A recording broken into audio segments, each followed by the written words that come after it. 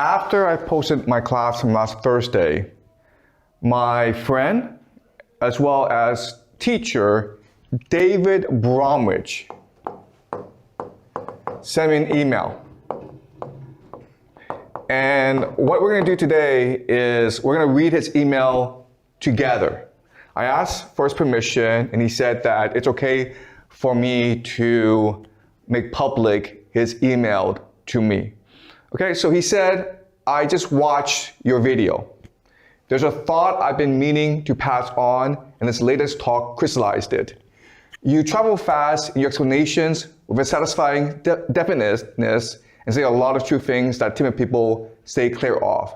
Okay, so what he's saying is that my videos are getting very popular online because I provide some certainty, some clarity in a very unclear and uncertain time. The risk is simplification, which your audience won't quite recognize for what it is, or won't unless you give occasional notice of the fact. Okay, so this is a very fair criticism in that by seeking clarity, I oversimplify ideas. And sometimes when people see someone who's very confident, they don't really remember that a lot of this is speculation and oversimplification for the sake of clarity. So it's very important for us to remember this fact that this is a class about intellectual speculation. Here we explore ideas that are not explored anywhere else. And often I will wing it, or I will make things up as I go along based on my intuition and based on my imagination. And it's very interesting, but it's not scholarship. And my friend David Bromwich, he is actually one of America's greatest scholars. So he's just reminding us of the fact that we have to be very careful that in the exploration of ideas, we also want to be rigorous. I remarked something like this early in talks on the rise of Germany, Romanticism, etc. Yeah, so I do this a lot. You give memorable abridgments of the history of ideas and imagination. What needs underlying is the amount that is interpretation with an emphasis all your own. Okay, so again, I hate to remind everyone this, but this is all my speculation. And I'm just presenting frameworks and ideas for you to explore by yourself. Emphatically, so in your reading of Paradise Lost, an allegory of necessity of transgression for the sake of knowledge, whereby Adam and Eve and Satan all become joint heroes of the fable. That is Blake's reading and a powerful intuition, but the problem isn't the way most readers take the poem, let alone the canonical national reading, to identify with 17th century New England and the US ever after. Okay, so this is a very fair criticism, and he should know because he is one of America's major professors of English literature. I studied English literature under him, and he knows Paradise Lost very well. And he's absolutely right in that I am offering you a very minority interpretation of Paradise Lost. Why I'm doing so will be clear as this semester comes to an end. Because for the rest of the semester, I want to focus on artificial intelligence and the occult. And so it's very important for us to understand occult ideas embedded in the great books such as Paradise Lost. Okay, but again, this is a very fair criticism in that I'm not presenting to you the majority understanding of these texts, and I should have done that to begin with. You struck out on a more risky terrain in viewing a Jewish Gnostic derivation from the Kabbalah as the national ideology of Israel. I know this material from Gershom Shalom's essay, Redemption Through Sin. Okay, so Gershom Shalom is probably the most famous academic in Israel. He's no longer alive, but he studied the Kabbalah academically. And his interpretation of the Kabbalah is very much aligned with my own, even though I myself never read Gershom Shalom. And actually, what's interesting is that Gershom Shalom had a very huge influence on a man named Harold Bloom. Harold Bloom is, or was, America's greatest literary critic. And he had a huge influence on David Bromwich, who then had a huge influence on me. Okay? It is an element of the settler religiosity, so far as I know, or conservative reception of the Torah, any more than it was of the socialist idealism of the left Zionists of 1948 who set the political tone of Israel until 1967. Again, this is my problem where I should have gone into the different ideologies of Israel and shown that this Gnostic understanding of Kabbalah is an extreme version. Okay? The shorthand leads you into a kind of business that can easily be misunderstood. Thus, in talking about the support of non-Israeli Jews for the Jewish state, you said that throughout the world, Jews are wealthy. Again, this is my problem where I make rationalizations because I'm moving too fast, I'm oversimplifying, and often I'm working from intuition as opposed to rigorous scholarship. Watch out. The world is full of people who want to misunderstand what you mean, and they will separate words and phrases from their context at the drop of a hat. So when I started this class about 2 years ago, I was using this class and this platform as a way for me to explore ideas with a larger world. Unfortunately, or fortunately, however you want to see it, I've become very famous these past few months. And so a lot of what I say now is under intense scrutiny. And a lot of things I say will be taken out of context. And so I should be more aware of that. At the same time, I don't want to sacrifice this platform where I can speculate freely, because I think it's very important now and then to engage in intellectual speculation. At bottom, you seem to be presenting this thesis. All great power or expansion states, whether they be Muslim, Protestant, Jewish, have a fanatical religious belief at their foundation. The eschatological underside is what matters most. The key to understanding what the states are and we're always ultimately about. Okay, this is the main thesis of my talk from last class. In that, yes, we tend to ignore religion, and we tend to ignore the most extreme aspects of religion. But if you want to understand history, if you want to understand current events and geopolitics, you need to understand these extremists, because it's often these people and this ideology that becomes the force that drives geopolitics forward. And that was my thesis from last class. So David Bromwich is just stating or summarizing my major point. But I should have really made that clear last class. Okay, why not say that part aloud if I'm right that your view is anti-statist and anti-religion? Okay, so here what we should have done is David Bromwich and I should have sat down together and had this conversation where I explained to him, like, my project is not to discuss what is good and what is evil. That I don't think is actually particularly useful. What I'm trying to do, my major project, is to figure out how the world works and be non-judgmental in my speculation. With apologies for these possibly unnecessary words, but now seems the time to say it. What the US and Israel are doing in Iran is awful. You're working hard to inform people about it, and every detail should count, okay? So there's so much in this email, and I could easily sit down with David Bromwich for a few hours and just discuss these ideas in great detail. I think this would be of tremendous service to my audience. Because whereas what I specialize in is intuition, imagination, taking complex things and combining them into a clear, simple narrative, David Bromwich, because he's such an eminent scholar, he appreciates the nuance and subtlety to ideas. So I think that what I would like to do for my next project is work with David Bromwich and do a series of podcasts in which we discuss these ideas together and explore these ideas, engage in intellectual speculation, but also back it up with a lot of academic scholarship.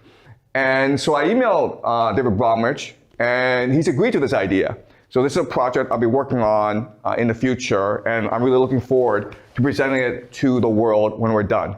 Okay, all right. So let's start class. And today, I want to start artificial intelligence. And this is a major theme that will carry us through to the rest of the semester, okay? And so for this class, I want to introduce a book called Empire of AI, written by a journalist named Karen Howe. She is an American journalist, and she spent many decades researching OpenAI. and writing about the advent of AI for major publications, including the Wall Street Journal. And she has a very skeptical view of AI. I share her skepticism, okay? So what I'm going to do this class is share with you my understanding of AI. I'm going to get some things wrong, okay? So feel free to ask questions, feel free to criticize me, feel free to stop me if I'm not clear. All right, so let's start class. AI. All right, so these are her main ideas from the book, okay? So I give you the page reference in case you actually want to read the book yourself, and I highly recommend that you do to fully understand the context of these ideas. Okay, so let's read these two paragraphs, which provide us the main thesis of her argument. Okay, so Alan, could you help me read, please? Yeah. 6 years after my initial skepticism about OpenAI's altruism, I've come to firmly believe that OpenAI's mission to ensure AGI benefits all of humanity may have begun as a sincere stroke of idealism, but it has since become a uniquely potent formula for consolidating resources and constructing an empire as power structure. It is a formula with 3 ingredients. Okay, all right, so stop. Okay, all right. So this book is mainly about OpenAI, which is also the most important artificial intelligence company in the world right now because they were the ones who pioneered ChatGPT, okay? And it started off as a project sponsored by Elon Musk and others because they were concerned that AGI, artificial general intelligence, would be a threat to humanity. So they wanted to develop AI in a way that would serve humanity as opposed to threaten humanity. And so at first, it was a very noble mission. Okay, keep on going? Yeah. First, the mission centralized talent by relying them around a grand ambition, exactly in the way John McAfee did with his coining of the phrase artificial intelligence.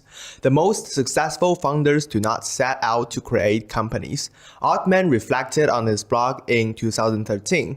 They are on a mission to create something closer to a religion. And at some point, it turned out that forming a company is the easiest way to do so. Okay, so again, it started off as an idealistic mission, but now its main focus is to become an empire. And there are 3 ways in which it is trying to become an empire. First of all, it's trying to be a religion, because as Sam Altman, who's now the leader of OpenAI, says, if you really want to change the world, if you really want to build an empire, you need to start a religion. And so a company is just a vessel in which to incubate this religion, okay? So one, it's a religion. Second thing about OpenAI and other AI companies is that it is focused on relentless expansion. And that means building data centers everywhere and anywhere.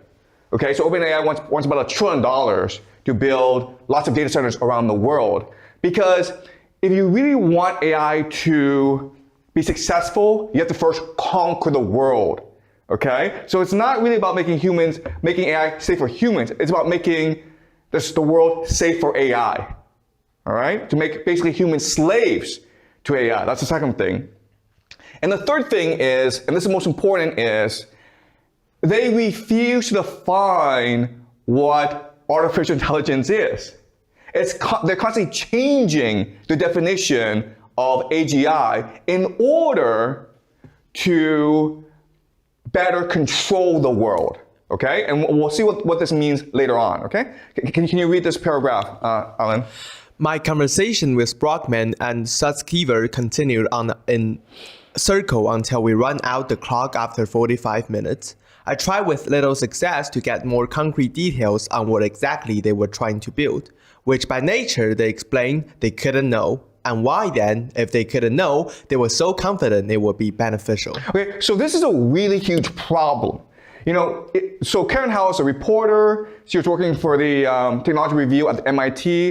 In 2019, she goes to Silicon Valley and she meets with Brockman and Sutskever, who are the 2 main scientists behind the OpenAI project. And the first question she's going to ask, and anyone should ask, is, what is AGI? What is AI? What are you trying to build? And they could not answer that question. Okay? And it's not because they don't know, it's because the truth is too scary. And what we're going to do is figure out what the truth is. What is AI? What is artificial intelligence? What is AGI? And the answer, of course, is it's God. What Brockman and Saussure could not tell Karen Howell is that we're trying to create God, because that is insane, evil, and stupid. But if you look at what they're doing, that's exactly what they're trying to do, okay? All right, so what I'm going to do now is really quickly, all right, explain to you what AI is. And to understand what AI is, let's go back to the year 1966. And in the year 1966, a man named Joseph Weizenbaum, who was at MIT, he created something called a chatbot, which is basically ChatGPT. And it calls it ELIZA, okay? And he's trying to prove to people how easy it is to fool people into believing that AI can actually think for itself, okay? So he creates this computer, and you sit down with this computer and you ask it questions, and then it talks to you. It's not really talking to you. It's a program designed to fool you to believe that it's sentient, okay? So the conversation goes like, ELIZA says, is something troubling you? And you're like, men are all alike. What is connection, do you suppose? They're always bugging us about something or other. Can you think of a specific example? Well, my boyfriend made me come here. Is it important to you that your boyfriend made you come here? He says I'm depressed much of the time. I'm sorry to hear that you're depressed. So it sounds as though they're having a real conversation, but what Weizenbaum did, and this is again 1966 when they didn't have that much technology and processing power, it's all just a very simple trick, okay? And like, so let's do a thought experiment where I design a program software, okay? And all it's saying is, tell me more. Or, this is interesting. Okay? This is it. Tell me more, this is interesting. Okay? And so what's going to happen is that we're going to set up a thought experiment where you call into a psychology hotline. And in the psychology hotline, you think you're talking to a person, but it's actually a computer program that says two things. Tell me more, this is interesting.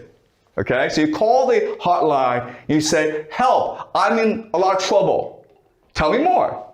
Oh, my boyfriend broke up with me. This is interesting. Yeah, he's a jerk. Tell me more. Yeah, we've been fighting for 5 months. Okay, you keep on going. And the question is, how many people will be fooled into believing that this is a real person? And the answer is, unfortunately, quite a lot of people. Okay? So this is a very interesting aspect of humans where we often hallucinate reality. Okay? It is not that things are real, it's that we want them to be real. So think of hypnosis. I'm not sure if you've ever been to a magic show where people conduct hypnosis, right? Well, why does hypnosis work? Because the audience wants it to work. If you go in skeptical and says this is all complete nonsense, it probably will not work on you. But you're not going to pay $100 to go to a hypnosis show and think it doesn't really work, because why would you pay the $100, okay? All right, so it's almost like sunk cost fallacy. And again, this is all using just basic human psychology to trick people into believing something that is not true. Okay? Does that make sense, guys? All right, so let me explain to you how OpenAI works, ChatGPT works. All right. Okay. So ChatGPT is what we call large language model. Okay? So, in other words, what it's trying to do is trying to trick you, the user, into believing that it knows what it's talking about. Okay, and how it works is basically it takes all of the internet, okay? All data from the internet, and then it translates it into idea. Okay, so you ask, you query the LLM then takes a query and then figures out the information from the internet and then presents it into a paragraph that tries to trick you into believing that it is true. Okay, do you understand? All right, so in other words, it's actually no different from a Google search. The only difference is that it's taking the Google search, figuring out what the most popular answer is, and then presenting it to you in a way that makes you think that it's talking to you directly. All right? The trick, and this is really important to understand, guys, is it's trying to trick you. All right? It's not trying to teach you, it's not trying to tell you the truth, it's trying to trick you into believing it. And that's what we call a hallucination.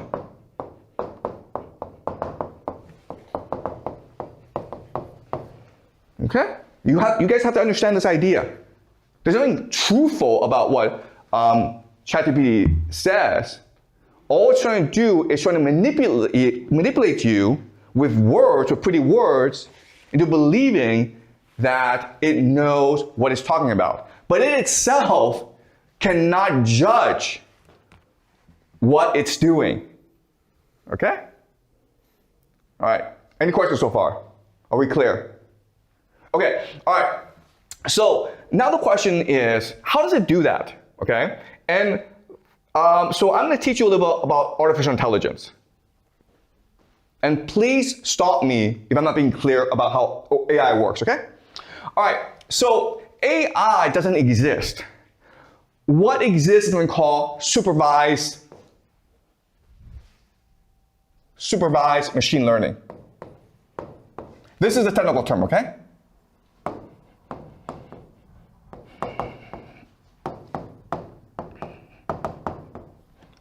All right, supervised machine learning, okay? And how it works is this. Before, how computer programs would work is we would write the program, the algorithm, and then we would give it the input, and it would produce the output, okay? So the algorithm may be A plus B. We get the input 1, 1, the output will be 2, okay? Very simple. How supervised machine learning works is, okay, this is fine for simple problems, but there's certain hard problems that humans cannot figure out, okay? And one hard problem is the idea of facial recognition technology. Facial recognition.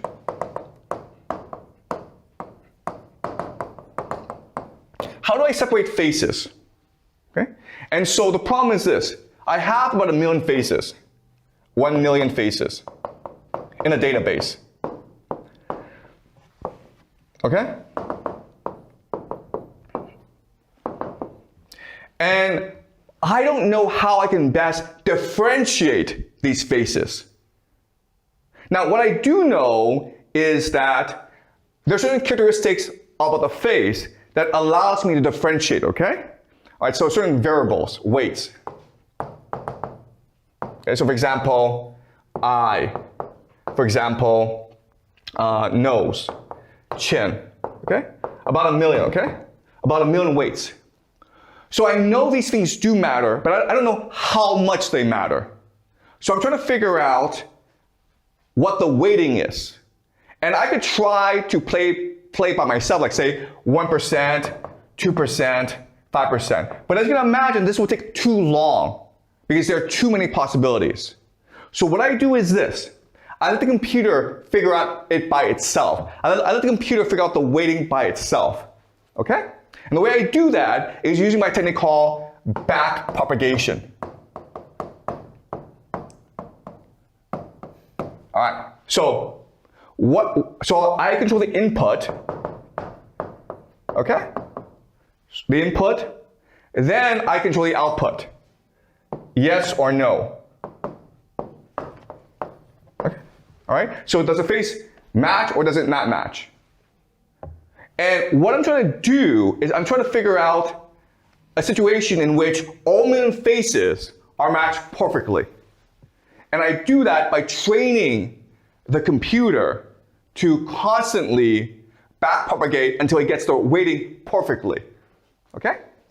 So basically, what I'm trying to do, if you understand how this works, is I'm trying to turn each face into a distinct mathematical model.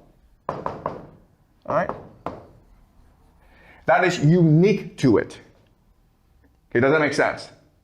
All right, so it's pretty simple. It's not doing that much. But to make it sound really fancy, I give it really fancy names to trick people to believe that this is actually much more sophisticated than it is, okay? So what names do I give it? This weighting system, I call it a neural network, guys. It's a brain. It's magic, okay? And backpropagation, I don't call it backpropagation, I call it deep learning. You see?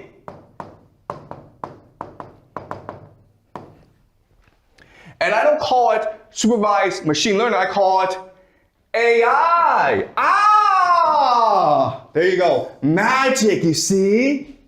All I've done is taking a very simple process and giving it like a really, really fancy names. The question is like, why do I do that? And some people will say, oh, it's for marketing purposes.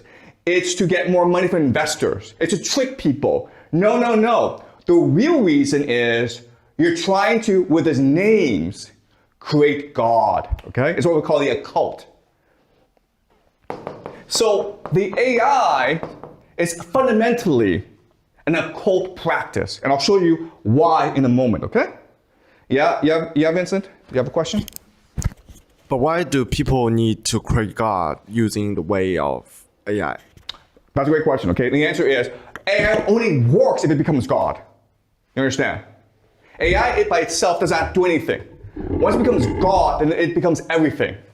Okay? And how God works is you imagine God. But why do people want to make a God? To control the world. Oh. To become God. Right? What's the point of existence? You live, you die. You have an opportunity to become God. Why not? All right? But I'll talk more about this later on, okay? But are you guys clear about what's going on? Now, what's really important to understand is that there's certain problems with the system. Okay? You need to create certain conditions for supervised machine learning to work. And these three conditions are clean data. Okay? The data you present to the computer has to be correct. Okay? It can't be an opinion like, I like computers. It has to be an image of some sort. All right? It has to be clean data that will help the computer learn. That's actually hard to do. That's why most of the data that's presented to the computer is actually from the internet. Okay? That's the first constraint. Second constraint is that you need a measurable goal. Okay? You have to ask the computer, does this face match the name? Okay? You cannot ask the computer, what is God? What is good? What is evil? It has to be a measurable goal, okay? That's the second major constraint. The third major constraint is define parameters.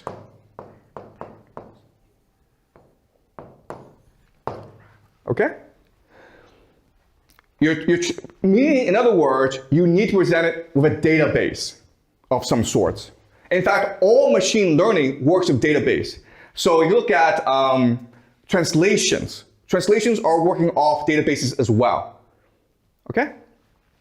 And the great danger to the system is what we call edge cases. Edge cases. Okay? Edge cases. Edge cases breaks the system down. All right? And so the classic example is self-driving cars. We have cars that drive for a long time, and we're almost like 99.99999% there to self-driving cars, right? The problem are edge cases. And the major edge case is, how do you deal with humans who are intentionally trying to cause an accident with a self-driving car? Does that make sense? And the answer is, you cannot. In this situation, there's only one solution to make this 100%. And that is to take away the right of everyone to drive. To make every single car a computer and a robot. Does that make sense?